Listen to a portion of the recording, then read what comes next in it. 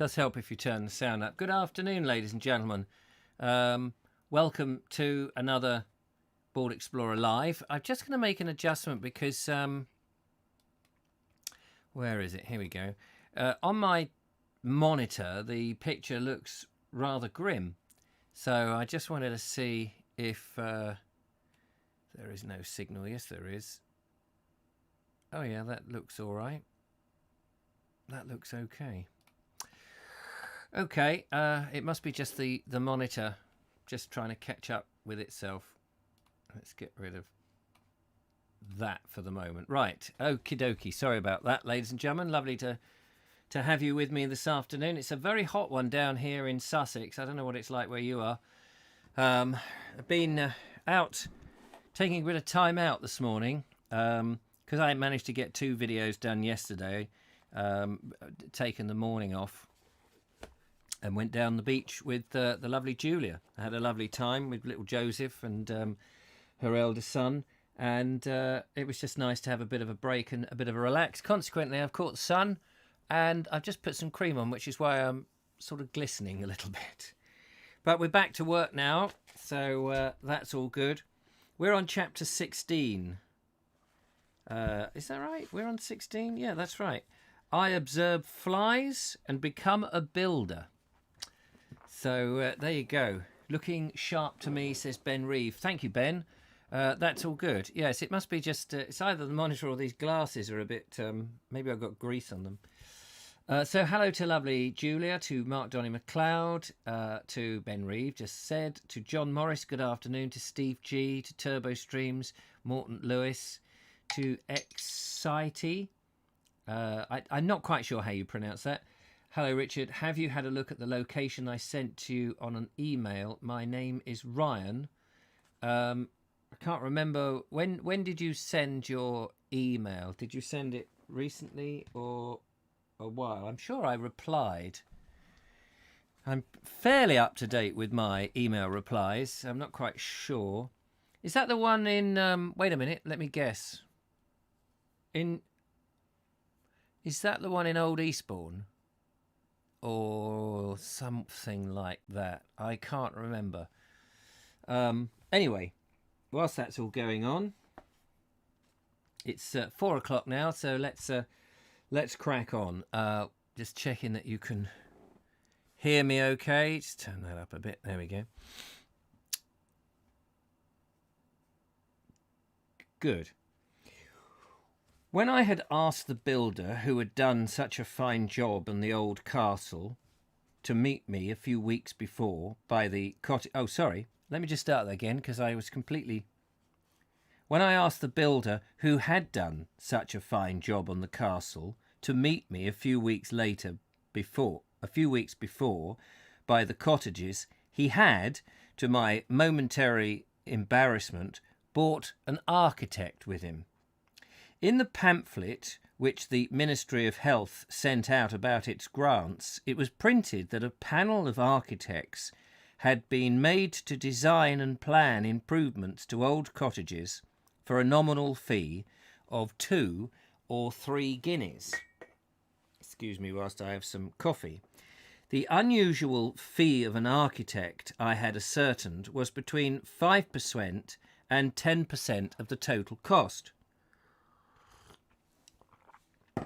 The builder began by introducing me to the architect, who said that if I required his services, he'd be happy to help me.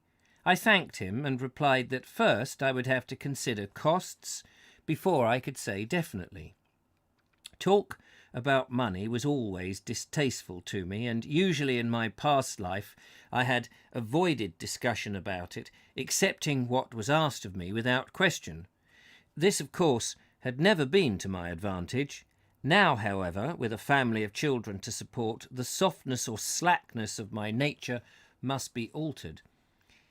We walked up and down the small rotten stairs, peering into the dark and abject bedrooms, with their strips of damp hanging paper, low sagging ceilings, and worm-eaten floors. How did coffins come down such stairs in the past? How many children coffins? Well, I wonder why he mentioned coffins. How many children had slept in the tiny rooms at one time? Even the spiders and mice had deserted them. From cracks in the ceiling, the dirty black dust of centuries had ceased to trickle. In the north cottage, a beetle-ridden beam supporting rafters cut from the hedges by some ambitious labourer of the 16th century stopped most of the light of the little window, broken and hanging on its single rusty hinge. The beam was covered with layers of discoloured wallpaper. From the wooden sill, a yellowish growth was spread, the fungus of decay. Hello to Richard Noggin. Nice of you to come along today. Here's the thing, just reading this, dark and abject bedrooms. That's a word I came across, abject, the other day, reading something else. And it's one of those words that's always tacked on to abject fear or something like that. And you know, it's a word that I don't know what it means on its known, but I guess, you know, abject fear means what? Total fear, complete fear. But in this case, it can't mean that. The dark and abject. Can somebody look that up and tell me what abject means? A-B-G-J-E-C-T, abject. That would be. I'd love to know what the dictionary definition is. Anyway, sorry to interrupt the flow. As we were going downstairs, the sanitary inspector from Great Wordingham Council arrived. The architect asked him what was required to put the cottages in order. He replied that through a clerical error, the whole lot had not yet been scheduled for demolition. Before the council would pass them as fit for human inhabitation, they must be made habitable. More he couldn't say. It was outside his job to give instructions. When he'd gone, the architect and builder asked me what I wanted doing. Letitia and I had spent some time discussing the various rooms, each of which should have a bigger dormer window replacing the miserable little openings at present. Also, a new dormer window in the east roof of each cottage for morning sunshine and a cleansing flow of air. A new, higher roof along the entire block would make the bedrooms spacious and healthy. There should be new floors also. And as for downstairs, new large windows were needed, and new floors, and new larders. The wash houses at the top of the garden, adjoining the north cottage, were ruinous and must be rebuilt. The cottage was intended eventually for a bailiff, and there ought to be a bathroom in it. There might even be a little extra bedroom built over the bathroom. Now, I'm just reminding myself, he's a writer, he wrote some books and he had some money, but he was quibbling about how much the farm was going to cost and he didn't have enough money to get the farm going. He buys the land, he's had all this issue with the lorry, and then he's bought these cottages. I don't really understand where this money comes from. And then he wants all this work doing on the cottages, and I'm thinking to myself, how is he paying for this?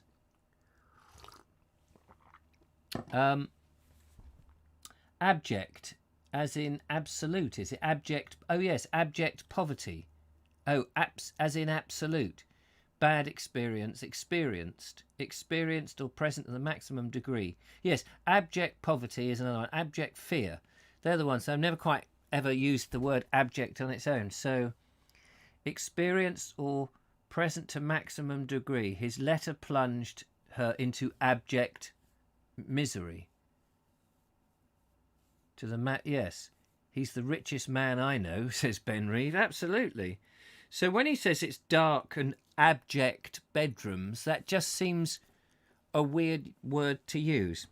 It's funny, I do occasionally pick up on these odd terms because sometimes you just think, well, what does that actually mean?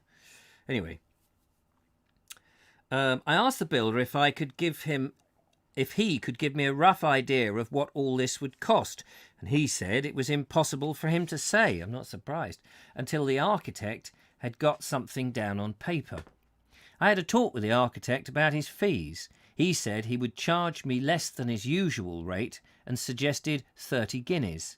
I said I'd have to wait to see the estimates, and he would also get a tender from Mr. Bligh, the new builder, whose card I gave him. The architect said doubtfully that he knew nothing about Bligh, but if I wanted him to tender, then he would send him a copy of the plans and specifications. First, he would send the draft of both to me in case I wanted to add anything. The plan arrived a week later. The cottages looked lovely in outline, ground plan and section. The ground floors were colour washed in pink, the upper floors in pale yellow. The new Roman pan tiles were a realistic colour. Dotted lines showed the new sinks, the bathroom, the extra little shaving window for the south cottage, which was to be Sam's. The new cesspit looked most efficient, with its pipes indicated by dotted lines. The village blacksmith had lent me a copy of Great Wordingham Council's Bylaws Relating to New Buildings, and I was reading it during the midday bread and cheese and beer in the bar of the Turnip Arms, where Sam and I went every day between 12 and 12:30, the lorry standing outside. One point was immediately arresting. All septic tanks must be placed a minimum distance of 100 feet from any well or 60 feet from any public road or any dwelling, house or building. I was sure that there was not 100 feet anywhere in the garden before the cottages. I went there once and paced it out. It was short by several yards. I telephoned the architect the drastic news. "Oh, we can get over that," he said cheerfully. "I don't suppose the halving officer will quibble over a yard or two." My mind during the afternoon was not easy about sewage spreading from land pipes in the sand and chalk. I knew from looking at the face of the quarry opposite the hovel that seams or strata of flints occurred in chalk beds, and any foul liquid might easily find its way down one of these and so seep into a nearby well. 100 feet in such a case would not prevent pollution. Such a drainage system be admitted.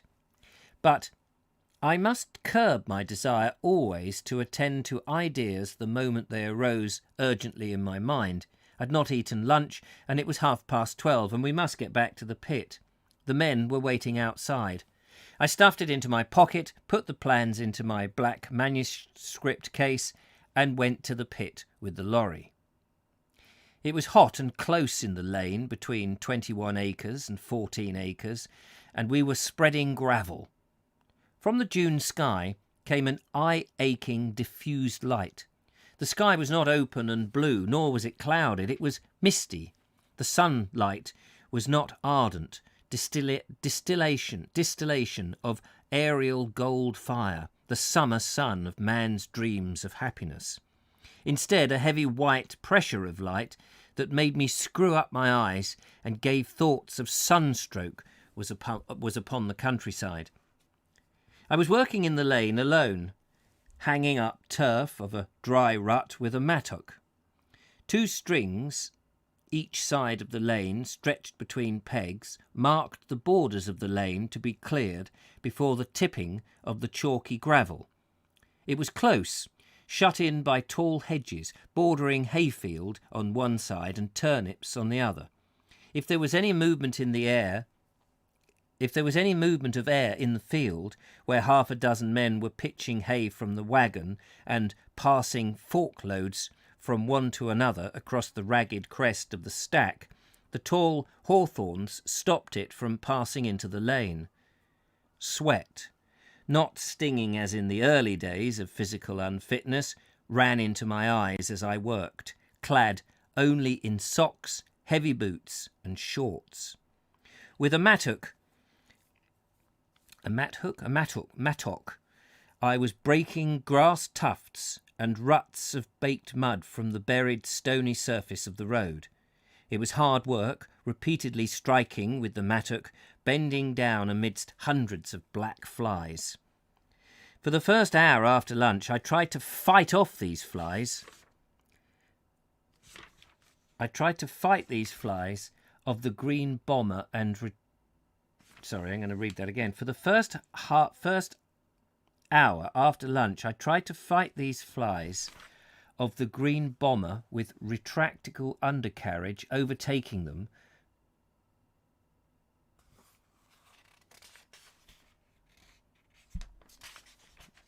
I do beg your pardon. I have a moment of understanding. For the first hour after lunch, I tried to fight these flies of the green bomber with respectable undercarriage, overtaking them was a poor imitation of what I had just seen. There was a faster pursuit monoplane to be seen occasionally in the air, flying at more than 30 miles an hour, but it seemed to me centuries, cycles of centuries, whole geological ages behind the conception of my solitary sand wasp. No idea. Don't care. When the tenders for the cottage came in, I was appalled. There was only one was for £950, the other for £620, 15 shillings. The lower was about double what I had imagined it to be. One of the conditions of the grant was that the value of the cottages, when remade, must not exceed £250 each. Presuming them to be worth £200, a further £620 would make them worth £820. I hastened to see the architect.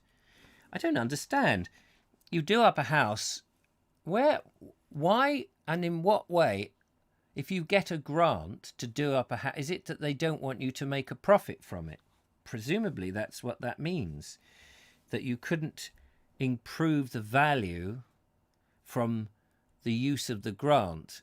Otherwise, you couldn't have the grant money, I assume, because perhaps more people would use the money to do up properties and make a profit and actually be profiting from that grant, which was not the point of the grant, I suppose. Anyway, off he goes to the architect. He said I had paid, in his opinion, about £100 too much for them in the first place. Frankly, they were rubbish. He suggested cuts and revisions. The eastern dormer windows would go. The expensive builder not to be asked to tender. He would ask smaller local builders. He would draw another plan and specification. The district council met monthly. The next meeting was on the 30th of June in 10 days' time. I reminded him that one of the conditions of the grant was that details of costs must be sent in. Otherwise, I said, a month would be missed. The architect worked quickly. I had stipulated that £450 must be the top limit. When the tenders came in, the lowest was £506. The bathroom had to be cut, but not a single extra room above the washhouse. The maximum possible grant was £300 for the 3 cottages, though it was doubtful if the Wordingham RDC,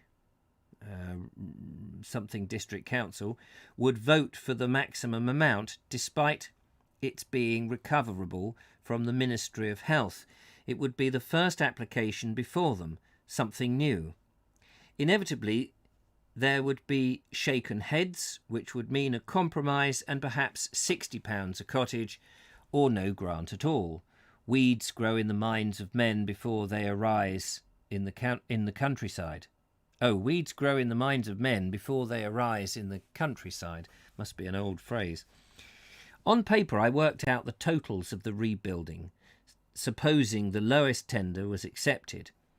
£506 plus architect's fee of £30, electric light by Sam £14, total £550. It was too much. I told the architect and builder that I would give my answer after the decision of the whatever the R stands for, district council, on the 30th of June. On the 31st, the architect, in reply to my telephone call, reported that the council had not considered the application because a specification of detailed costs had not been submitted. I was not surprised, because it was in line with most other things. Next meeting, July the 30th. Meanwhile, the cottage for Letitia and the family needed attention. On July the 1st, Sam and I went to see the old gardener. It was a week after Midsummer's Day, when Commander Trelawney had undertaken to give me possession of the farmhouse. "We must be firm," I said to Sam. "Everything depends on our being firm." "Yes," replied Sam, whose black beard was now 6 inches long and very bushy. "We must stand up to the old woman, Sam." "Ah," said Sam. The flint and brick cottage looked peaceful and desirable, with its low roof and walls of flint and brick, its bushes of lavender and rosemary growing under the latticed windows, its well of weathered brick, and windlass and old oak buckets on chains. "This is where you will put your electric pump," I was telling Sam, when, exactly as a year before, the door opened, the cudgel was bandished, and a gruff voice said, "Be off, thieves, robbers, saucy devils, Arabs!" This last probably caused by Sam's beard. We left at once and went to see the old gardener, who was pottering around in the grounds of the castle. I told him that I had lived in my cottage for nearly a year by an act of grace, rent-free. I told him that he had lived in my cottage for nearly a year by an act of grace, rent-free, and now the time had come for him to retire gracefully to some other place. As he had for many years received £2 a week for looking after the gardens while the castle was empty, and was indeed still receiving this sum, in addition to the old age pension for himself and his wife, he could not say that he was hardly treated. But he would not listen. He had lived in the cottage for 20 years, and there he would stay. No one would turn him out. Certainly no jumped-up foreigner like myself, he cried in a quavery voice. "Well," I said, "my family of 5 children must have a home at Michaelmas, and really you have no right to live here rent-free when you have £3 a week coming in. How can we farm if we have no home?" "I don't care what you or anyone else does," he replied. "Here I am, and here I will stay. Not even the king himself can turn me out." Only by going to the law and having the old man ejected could I live in the cottage, and I didn't want to do that.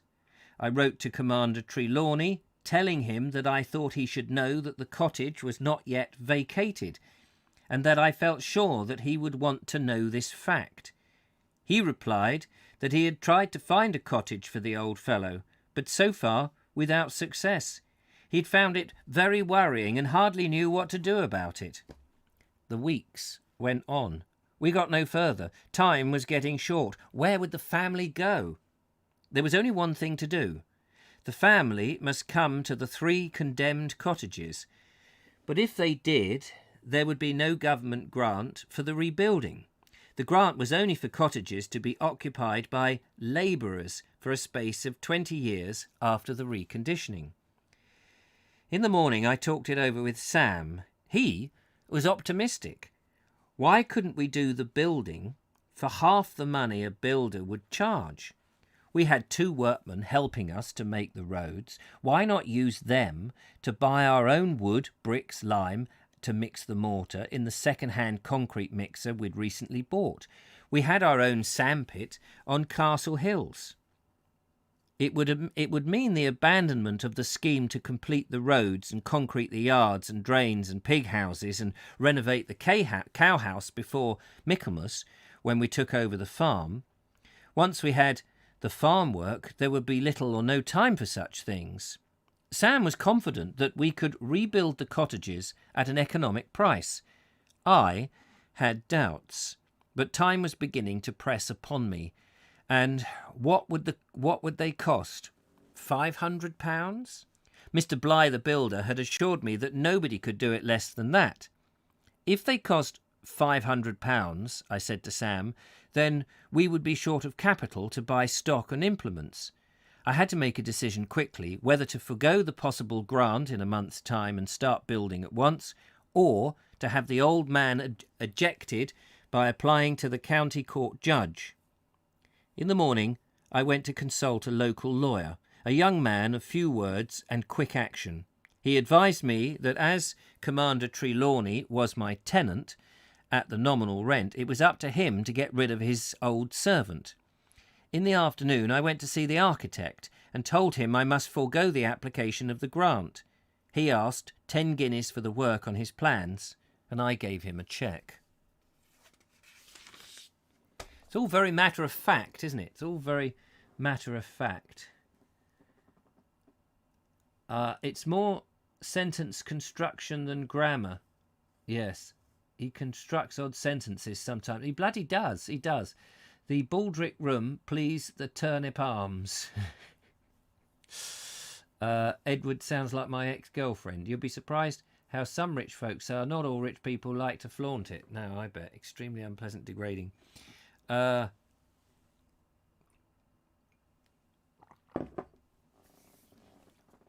Right, this is chapter 17, gentlefolk, out there in the Blorosphere, listening to me reading sphere.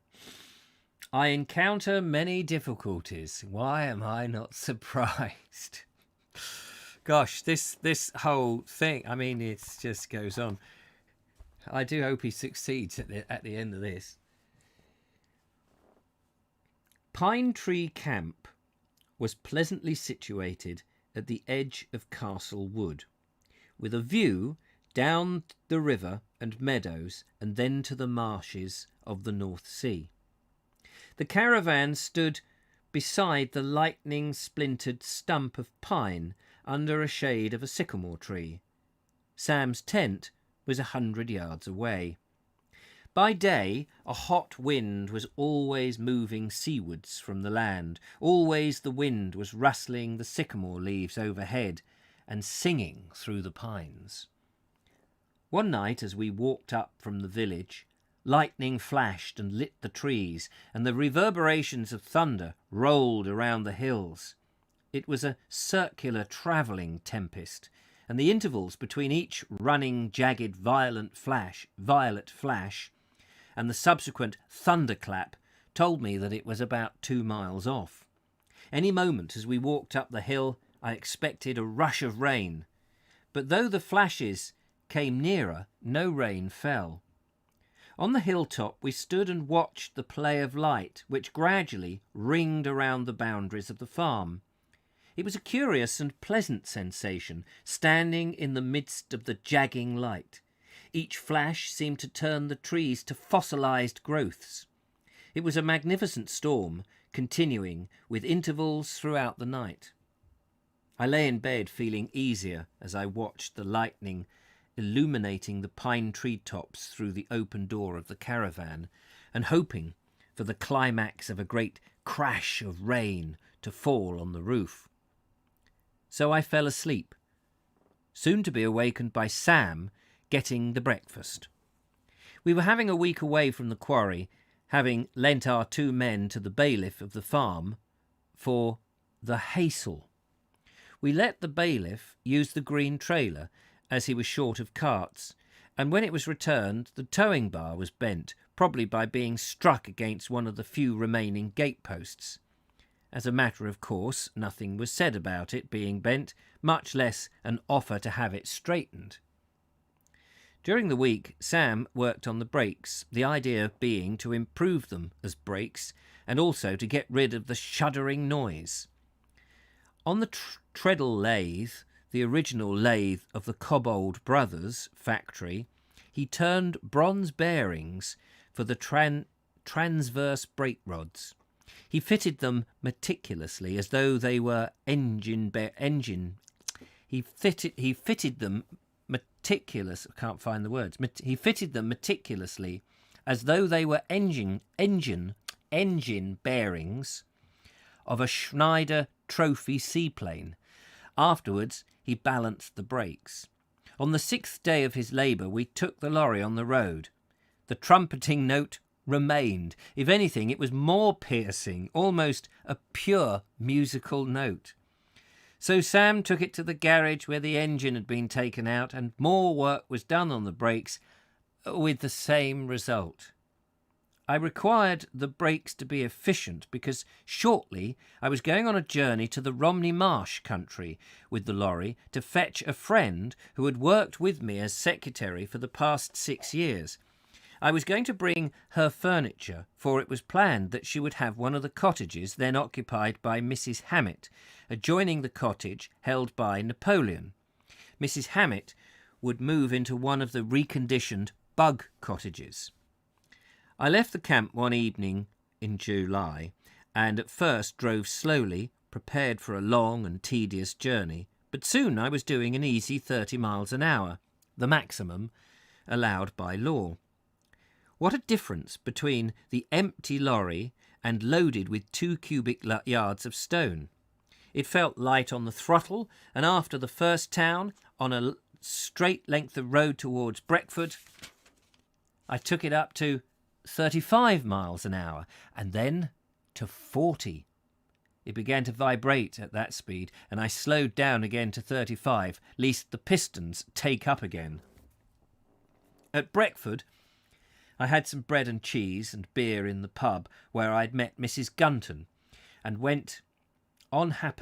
went on happily, looking forward to crossing the Thames at Gravesend Ferry early next morning. Before, of course, the tunnel and the bridge, presumably, and to see Anne about midday.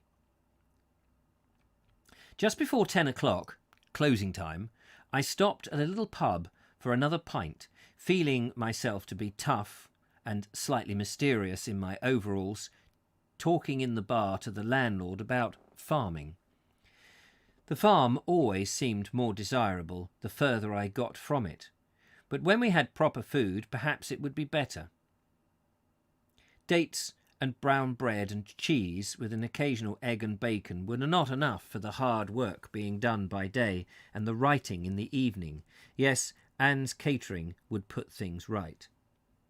I had a third pint, standing drinks all round and proposing a toast. Success to farming! I was talking idealistically about the New England which was in the making, and the good fellows, the ploughmen, the labourers, rounded as one man. It was wonderful what enthusiasm, accompanied by a free pint of beer, would do. Good night, boys! And I was running out of the lorry, hopping in, and soon driving down the road, right foot pressing the accelerator, reaching 45 miles an hour. But caution and the pressure of beer made me stop. At 11:15, having done 76 miles by the speedometer, I pulled into a bay beside heaps of gravel and barrels of bitumen, and switching off the engine and lights, climbed into the back and lay down on a heap of meal sacks. By the torchlight I looked at the map, and I reckoned that I was near Halstead in Essex. Then took off my shoes, wrapped myself in a flea bag, and tried to sleep. It was not cold, but the sacks were lumpy. I was excited, eager for the morning light, and so sleep did not come. I dozed and turned over, the smell of pig meal about my nose, the luminous hands of my wristwatch pointing to 2 a.m, 3 a.m, 4 a.m, 4:55 a.m, and then, after what seemed a long period, it was 5:05 a.m, and I'd slept for 10 minutes. Would the engine start easily? It was a tricky carburettor and needed full throttle and full choke while the four-cylinder was charged. Then, with ignition retarded, switch on and choke half open, the handle was swung. It fired at once, and soon I was on the road to Chelmsford and breakfast with hot coffee and eggs and bacon in the transport driver's shelter. To Tilbury at 7:15, driving onto the ferry and watching the widening ship-bearing river swirling with the gold of the sun, seagulls flying, and a Greenwich barge with brown, close-hauled sails tacking down with the tide. On land again, through Gravesend and Chatham, and on to the heart of pastoral Kent, with its oast houses, orchards, and weedy pastures. 2 hours later, I was telling Anne about the difficulties of the present, offsetting these with descriptions of the marshes, which I had walked on only once with Sam, the tasty crabs hawked round the village, which we had not yet eaten, the cockles and the blue boat sailing to the Tenerife sandhills, the boat being still half sunk in the river. Anne's sister next door had mumps, but Anne had been careful to go nowhere near her, she said, and the doubtful period of quarantine was over for her. I questioned her about this, and she assured me it was correct. If you get mumps and give it to Sam and myself, our whole scheme may be wrecked. Anne said that she had taken every precaution, and the doctor had declared that she was now free. It was a fine line on the lawn, the eye sockets hot and yellow in the ardent sun. Oh, sorry, it was fine. That didn't make any sense at all. It was fine to lie on the lawn, the eye sockets hot and yellow-red in the ardent sun. A Dartford warbler was nesting in her hedge. After a cup of China tea, I read an article I'd written for the Daily Express, another £12 towards the farm, and fell contentedly to sleep. At twilight next day, we arrived at the camp. The entire journey taking 25 gallons, which is about 1 shilling and 5.5 pence a gallon, and it cost £1 18 shillings and 6pence. That night it rained hard, and the rain dripped through the canvas of the caravan and annex. The canvas of the top was new, remade by a tent maker before leaving Devon. Isn't there anyone in England who can do a decent job? I shouted in my pyjamas as I struggled with the wind flapping canvas. All the contents of the annex, including Anne's bed, got wet. In the morning she said she felt queer, with a headache. Her neck looked swollen. She had mumps. While I'd been away, the Cement Marketing Board had sent down a man to show Sam how to make concrete roads through the yards. Sam had made a plan of the drains after taking levels. We had made a heap of about 100 tons of gravel near the stables, and some of this was used for the work. Sam's concrete slabs looked very nice when I returned, examining them in the moonlight. But then a fearful thought struck me. Perhaps the outfall of the drains into the pond was below the level of the winter river, and it was during the winter rains that they would be in use. Actually, this thought was baseless. Sam's drainage system was properly planned and made, and would last for hundreds of years. And that was chapter 17. Let's have a slurp of coffee and have a read of some of these comments.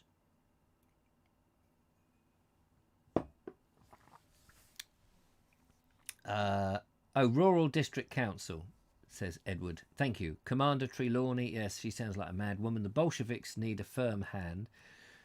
Mark Donny MacLeod, back again on the phone now. Tablet dead but charging. Oh, poor old tablet. Drink driving, yes, back in the days before drink driving. I thought this lorry was knackered. I know. They've pretty much rebuilt this lorry from scratch by the sounds of it. Sorry I'm late, been mowing. Fair enough. Nice to see you, Audrey. Ardent. Antonym of abject. Ardent. Is it? Glad to see you. Thanks, Julia. Catch up. Another female in the chat. Yay, says Julia. Oh, yes, that's strange. Chapter 18. Let's have a look. Just see how long it is. Oh, yeah, we can just manage this one, and then we'll be done. Chapter 18. My manager departs. I'd like to help you, said Mr. Bligh, the builder. I'm a stranger myself in these parts. I'll let you have what labour you require at cost price to me plus 10%, and all the materials at cost price plus 10%. You can see me books and invoices any time you like. I'm starting fresh here, like you. And I'll do it for an advert if you say you're an author. But will you mind if we employ our own labour, in part? Nothing to me with nothing to do with me what you do. I'm not hard up for work, in fact. I just got a contract to build a dozen houses. I can use all my labour. Don't you worry about that. You can employ what men you like for your own. Thank you. And you won't be offended if we buy some of our materials elsewhere, second-hand bricks, for example? Why should I care what you do? It's up to you. You won't get any materials cheaper than what we can get them for, because I buy in bulk. Thank you, it's a great help, and I'm glad I met you. The conversation took place in the Pine Tree camp. At last we were about to begin the rebuilding of a part of England contrary to all economic rectitude. £300 or more of our precious capital, at least, would go into the bug cottages, the rents of which would not yield a proper return. To hell with money, I would go and work and do a proper job. I didn't want any reward. Blimey. The next day, our picks broke into the rotten flint walls of the bug house, as we called it, tearing down cracked and sagging ceilings, worm-eaten beams and rafters, disturbing the dust, the soot, the decayed rats' nests and sparrows' nests of over 2 centuries. I learnt the meaning of the term rotten fabric. There was not a piece of wood in the roofs that were not bored and re-bored by woodworm, made brittle so that it broke easily, with much dust falling from the break. And the flint walls, where they bulged, were as bad. They crumbled like old dried cake, and we took away load after load of rubbish, spreading it on the farm roads for foundations. Our hair, eyes, nostrils, ears, and all our clothes were filled with the dusty corruption of past life. Sam clipped his beard, for it was full of spiders' webs and other fragments. At last, only the shell of the cottages was left, and we could begin. We had the services of a bricklayer, a labourer, and a joiner or carpenter from Mr. Bligh. At the beginning of August, it was obviously we needed more help, so we engaged 2 more bricklayers. With wages being paid out at a rate of £5 a day, we couldn't afford any holding up of the works, but owing to our lack of experience, the work was constantly being held up for lack of this and that material. Usually I was told of the need for more nails or purlins or sills or rafters or lintels or door jambs or battens or all unknown things, only when they were actually needed. I learned that lime could be slaked off days before being used, otherwise it was liable to blow, to cause bubbles in the mortar, and that a sieve was called a riddle. I would start out one morning with the lorry to the flint pit with 2 men to get on with the road and stop a moment to look at the work at the cottages and find out from Sam, working on the roof, that more bricks were urgently needed. "Why didn't you realise this before you ran out?" I cried, and then dashed to the telephone to order more and to find out that they would take at least 2 days. Meanwhile, the 2 men waited in the idle lorry. Coming out from the telephone box, the postman would give me the morning post, and I would find a proof required immediate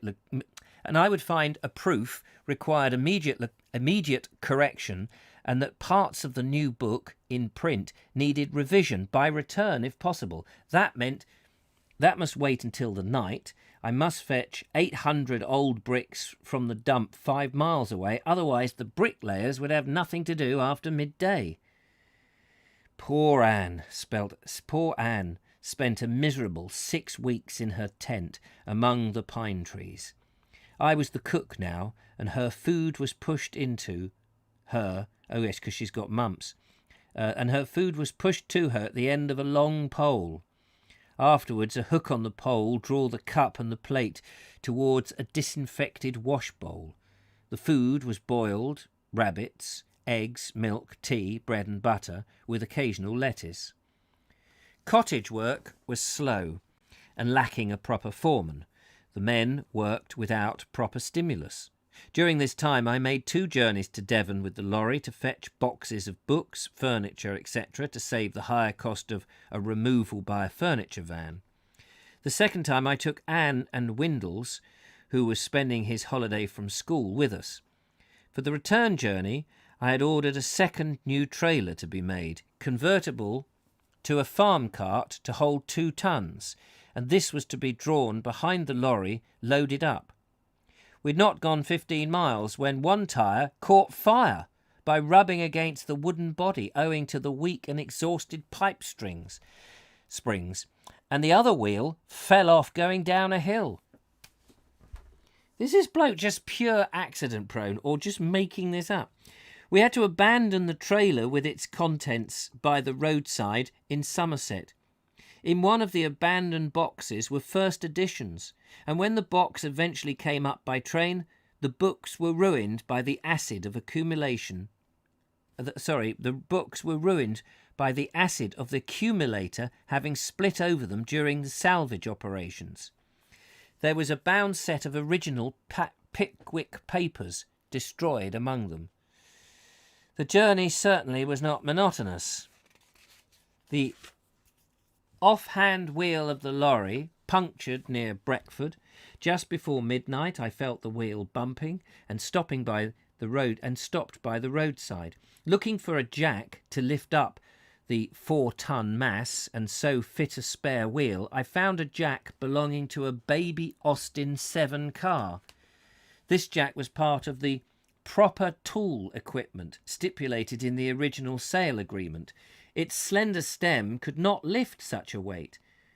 I lay under the lorry for an hour trying to lift it, and eventually crawled out, wet with sweat, and shouting with rage and misery that a man from a nearby cottage came out, coat over nightshirt, and asked what was the meaning of the terrible language. I showed him the idiotic little jack, and then pointed to the mass it was supposed to lift up, while apologising for the swearing, and also having to waken him up.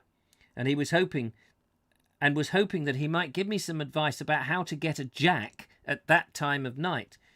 But instead, he gave me a lecture on the virtues of restraint and patience, after which he went back to bed. In the meantime, Anne and Windles had walked to a nearby village, had awakened a garage proprietor who came out with the car and a proper jack, and soon had the spare wheel in place. Imagine doing that now. Unless you're with the AA or the RAC, you wouldn't go around waking people up, would you? And knocking on doors of garages. There'd be nobody there. On my return to Creek, I found things had not gone altogether easily there. Why are we not surprised? The youngest bricklayer had refused to lay tiles with Sam, declaring that Sam was not a union man. So Sam had gone down from the ladder. The tiles were ill laid. The bitumen felt under them broken in many places by the toes of the tile layer. The ceiling underneath were giving trouble too. Many dozens of sections of plasterboard, each 3 foot by 3 foot, had been ordered for the ceilings to save the cost of nailing thousands of wooden laths to the rafters. The idea was to nail these sections to the rafters, then skim them with plaster, making a quick ceiling. When we came to nail them, I found that the rafters had been put up 15 inches apart instead of 18 inches, so every square yard of plasterboard had to be specially measured, cut and fitted. The wastage was 1/6. The labour cost was trebled. It took a long time to get the ceilings up that way. September passed, October came, and still the bug houses were a chaos of scaffolding, planks, pails, heaps of trodden sand, mortar, bricks, all the littering of building. On October the 11th, Old Michaelmas Day, the day for our taking over the farm, arrived. I had planned to have a tractor by then and to get right away on the autumn ploughing. I had planned to have a double cottages ready, made into a farmhouse, to have a fire-blazing hearth to welcome the children from Devon.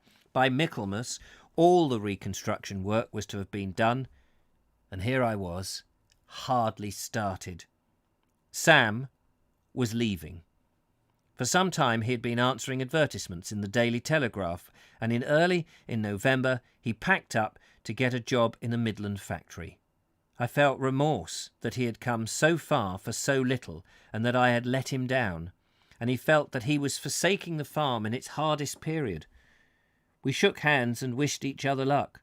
He got into a car he had hired and drove away.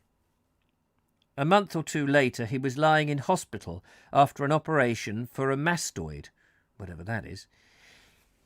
He developed double pneumonia and pleurisy, and if Letitia had not gone to him, he would probably have died.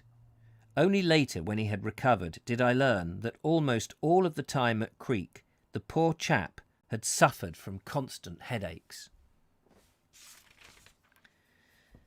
The leaves were falling, the early winter gales swaying the pines, fluttering Sam's faded empty tent amongst the trees. Rain lashed on the caravan roof at night.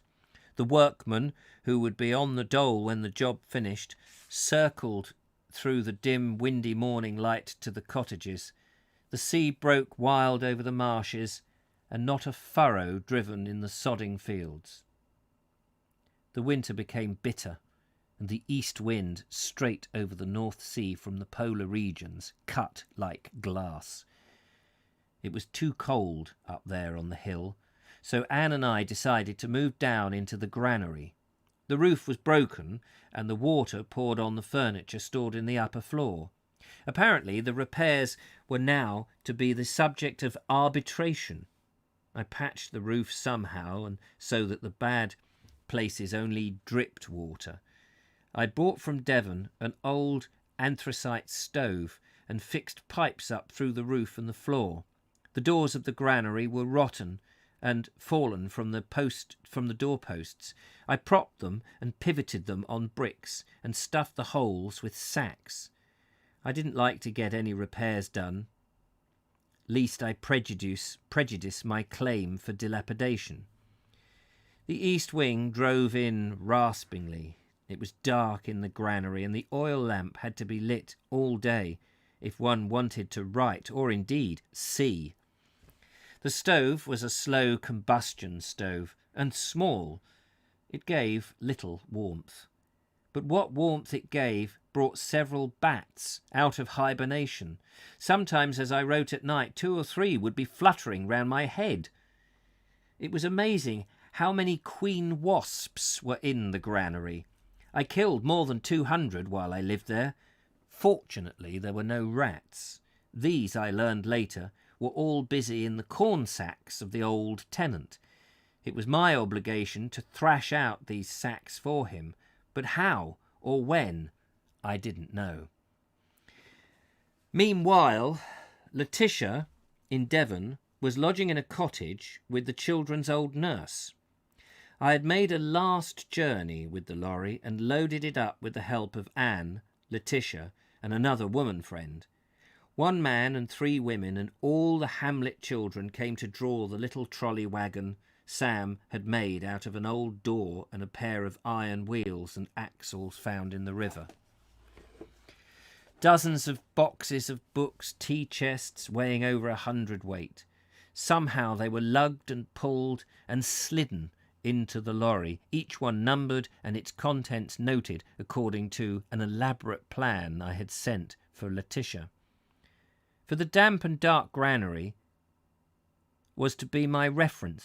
For the damp and dark granary was to be my reference library, as well as a home, workshop, and furniture store. I was overtired and impatient. I couldn't lift heavy weights easily, but somehow it was loaded, and I set off again with Anne. But a lot was left behind, and in the end I had to hire a carrier. I had tried to do too much. Common error of an amateur. Continually the question nagged at my mind, when would the 4 small boys with their mother and sister be able to live in their new home? It had to be before Christmas. If the cottages were not finished by then, they must come to the granary. Meanwhile, I longed to have them all with me, and however depressed I was at times, I knew it was right that the venture should go on. Those boys were part of a New England, and as for the idea of hardship, why, living in the granary was paradise compared to the barns I would never forget. Living in the granary was paradise compared to the barns I would never forget, those broken billets of Flanders and the Somme. The farm must go on. It was my job. I would make it a success. And that's the end of part 2. We're on part 3, preparation, chapter 19. I meet a melancholy farmer, which we will save. Part 3. So we are halfway now, pretty much. Oh my God, you couldn't make it up. Or maybe you could. That's just bizarre. Oh dear, his finances are riddled, that's for sure. The mumps precautions are a bit like COVID. Oh yes, that's right, 2 metre pole. He is the Frank Spencer of farmers. He said, Betty. It's getting more bizarre by each chapter. I know, it's almost as if each chapter he can't go. There's not enough. I mean, one of the things I learned when I was writing children's books was you need your hero to have peril. If there's no peril, there's no story. You know, if everything goes to plan, there's no story. But it's almost as if he's gone, what can I make this poor bugger suffer? Oh, that was quite good. Let's tip more on. No, let's tip more. No, more and more and more. And did you go, this is not real. This is so laughable. Join this late, says George Henry, but isn't a device called a riddle used to sort out potatoes and reject the ones or save them for seed potatoes or something? Good call. I don't know. Oh right, that makes sense, George. Yeah, maybe it was. I'm tired just listening. Yeah, I bet. And it's quite a long stretch, an hour, and it's when you're off then, Richard, the 4th of July beckons. When you're off then, Richard, the 4th of July beckons. I'm not quite sure. Is something happening on the I mean, I know it's Independence Day.